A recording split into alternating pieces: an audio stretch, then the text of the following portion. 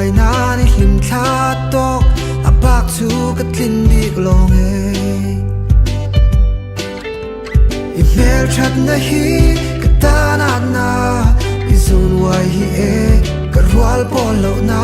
kum khwa chu ka tan chuan a sang e mai Zankhat chauh tal chu ka tan om le ro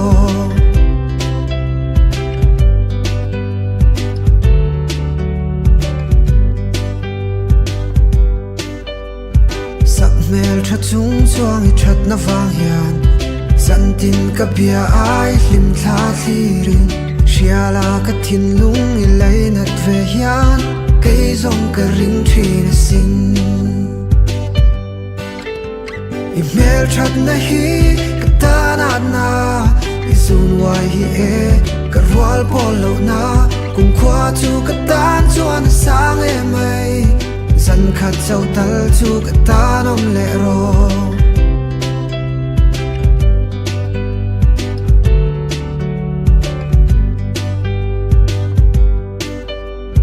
sak mel tha chung chuang I that na wang hian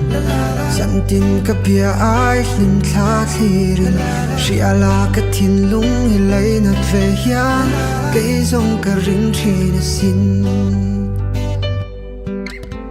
I mel that na hi ka ta na I zon wai hi e ka rwal pol lo na kum khwa chu ka tan chuan a sang e mai Zankhat chauh tal chu ka tan om le ro I mel that na hi ka ta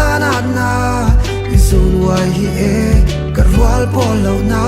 kum khwa chu ka tan chuan a sang e mai Zankhat chauh tal chu ka tan om le ro